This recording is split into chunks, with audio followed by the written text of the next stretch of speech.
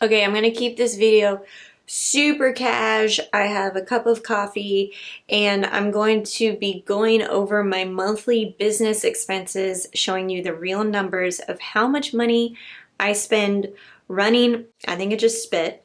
See, we're gonna keep rolling because super casual. I'm going to show you exactly how much money I spend every single month with running my business online with Debt Free Millennials.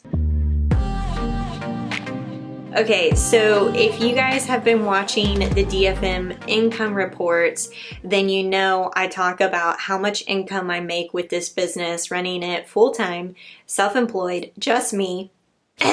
I've talked about my expenses on those income report videos, but I haven't broken it down by line item. So I wanted to go inside of my DFM business budget, and yes, I do have a budget for my business too, and show you kind of two scenarios of where the expenses can be really high in one month and then normal expenses, and then what are like the top 3 most expensive expenses. You get what I'm saying? Let's go ahead and jump into my spreadsheet. Okay, I want to take a look at June because this was the most recent business budget that I've put together. And I want to go over to this chart right here, which is all of my expenses. So normal expenses are things like G Suite. So I do have a debtfreemillennials.com email address and I use Gmail to organize my inbox. It's awesome. So that's $6 a month.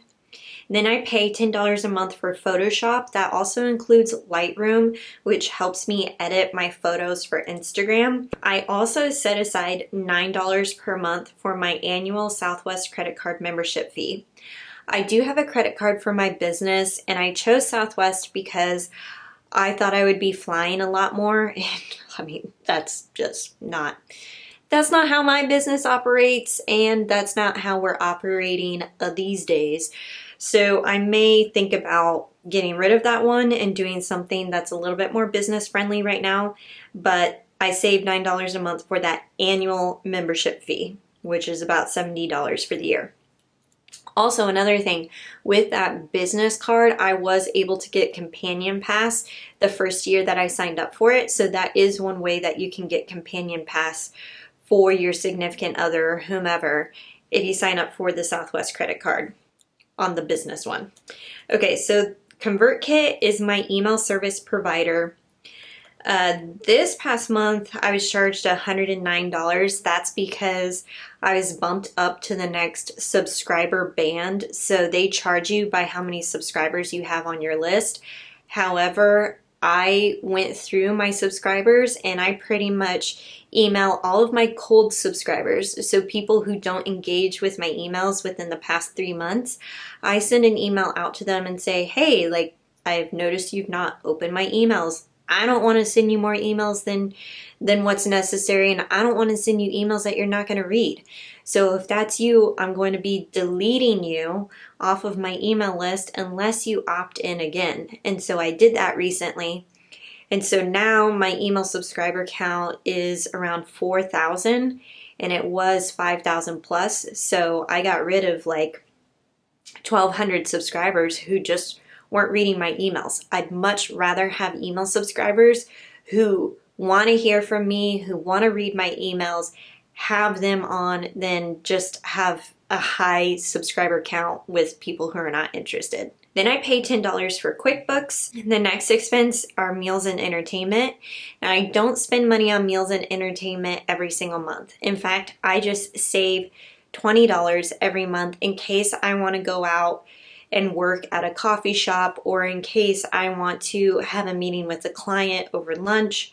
Then I can put that in my business budget and know that I have money set aside for those types of expenses. Keep in mind though, that only 50% of your meal expenses can be deductible. So that's another thing to think about. If you're like, ooh, I'll just put it on my business card. No, you still have to pay for that, and only 50% of it is tax deductible. The next line item is Deadline Funnel. Deadline Funnel is a really cool tripwire tool. So it actually has a timeline. You may have seen this if you've clicked on my link for my workbook, for example, and you'll see there's a little timer there where you can get the discounted price. Once that timer is up, Deadline Funnel has a whole logic, all the software set up to say, hey, you missed out on this opportunity. You're gonna have to pay full price. And so I love Deadline Funnel because I don't have to manually manage that. It just runs on its own and it more than pays for my workbook. The next thing is travel. So travel, anytime that I need to fly, drive, rent a car for work, I set aside $100 every single month for travel. Now, I'm not doing a lot of that, and I'm not sure why I put $98 here. This doesn't even make sense. $100. And so I oftentimes will put $100 every single month towards travel so that when an opportunity comes up, I already have the money good to go set aside in my business savings account. And then I have my hosting, which is $12 a month for my website. $50 is set aside for conferences so I can attend things like FinCon. Really like to attend Vid Summit next. I think that'd be really fun. It's a conference for YouTubers. And then I also set aside $50 for software and equipment as they come up. In fact, this past month, I subscribed to Envato Elements, which is a new subscription for video templates. And then I have an e-deposit fee on my business checking account for $1. Anytime I deposit a check using my cell phone, it's $1 per month. I'm more than okay paying that fee. And then $10 I set aside for my Canva yearly subscription. Canva is awesome because it helps me create my thumbnail images very easily. I also do have Photoshop for more advanced things that I'd like to do, but Canva is really cool. It gets things done very quickly and it's web-based, so I don't have to download the software. Site maintenance, Final Cut Pro. These things were kind of bigger expenses for the month of June. So site maintenance, I needed some help boosting the speed of my site, and I'm not a web developer, so I have to hire that out. And this guy's fee was over $500 for what he did for me. Those are some things that you're gonna have to look for as you get into your business. You're gonna have to hire out help on things that you just can't do yourself. So $500 well spent. And then I recently upgraded from iMovie to Final Cut Pro so that I can add more of those effects like what I'm getting with Envato, and then some other editing tricks that you just can't do in iMovie, and that was $300. The last expense that I have on here is Calendly. Calendly is awesome because it helps people schedule their budget bootcamp calls with me without us going back and forth over email. They just click the link, they can see my entire calendar and the available time slots. They click to confirm and it's done. It's one of the easiest things that I can incorporate into my business, and it's $8 a month. And if you notice over here, I have revenue and then actual income. Revenue is what I billed for that month. And when I bill something to a client, oftentimes I do not get paid for that work until the following month. The actual income line is what actually hit my bank account. So I'm adding up all of the checks that I've received from clients. I'm adding up all of the money that I've earned from Teachable through my digital products, looking through my bank statement and seeing when my affiliate payouts have hit. So that's the actual income and what I actually use to pay myself. The revenue money is just an idea so that I can forecast for the next month, if that makes sense.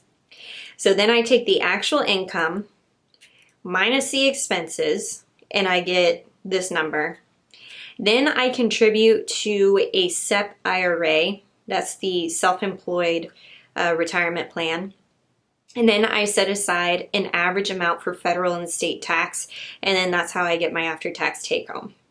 Now let's go over to April, because this is more of my norm. So normally I am not paying for site maintenance or Final Cut Pro, like that's a one-time thing. And this is what I normally have. So all of those different expenses that I was talking about adds up to about $400. So in April, this was an awesome month. I didn't factor in my new tax rate and my SEP IRA contributions because I did that after my CPA and I met. But you can see, like, this is how I normally operate with about a $400 monthly business expense. The things that are bolded here are the things that actually get pulled out every single month. And the things that are just like regular font are the ones that I transfer over. So I'll transfer 20 plus 100 plus 12 plus 50, 50, you know, all this stuff. I end up transferring that amount over into a savings account so that I don't accidentally spend it. And then when those subscription payments are due, like when the $120 subscription for Canva comes around in August, I'll just move that $120 from my savings back into my business checking, pay with my business credit card, and then pay it off with my business checking account. Exact same thing that I do with my personal budget, only everything business related is separated. Absolutely. If you're going to run your business, it has to be separate from your personal budget. Now, I mentioned that there are a couple of really high expenses that you want to be aware of when you are running your own business. The first one being equipment, especially if you are going to be running a YouTube channel. You obviously have to get a camera. You also have to have a reliable laptop computer. And those two things were probably the biggest expenses so far, but not as big as this expense. Contract labor. Contract labor is going to be your biggest expense to date. If you are hiring an intern, a VA, web designer, videographer, any of that stuff, having manpower is going to cost you money. And while I definitely think it's beneficial that you hire out contract labor, you have to be prepared for that in your business budget. It has to be in the budget to get these people paid. So I used to have an intern, a college intern, who helped me kind of manage a whole bunch of social media, but I've really pared that down. So we don't work together anymore, but that is an expense that I used to pay. And I used to also have a business coach. In my first marketing consulting business, I paid a business coach $1,000 per month. You're like, what? Oh my God. Yeah.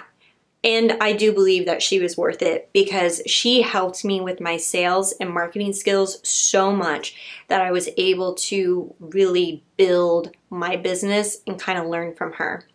So contract labor, very, very big expense. My camera was $800. And then I also get like all of the accessories, the light that you guys see here, that was like $130. My laptop, I ended up purchasing and saving for using my business money, and this was $3,000. This was an expensive laptop. So those are probably my biggest, most expensive expenses with my business. That's it. What do you guys want to know? Is there any surprises with my business expenses, or is this about typical what you would think of running your own business self-employed? If you guys are still enjoying the income reports and videos like this where I'm showing you behind the scenes of how I run my business, be sure to give this video a thumbs up and tell me in the comments below.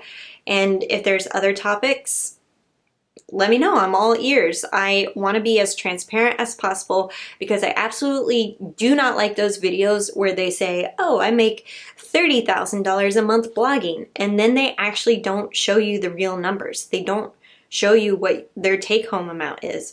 That's why I want to create these videos where I'm showing you I really do spend $400 a month. I really did spend $1,300 a month last month on all my business expenses, and this is how much I'm taking home.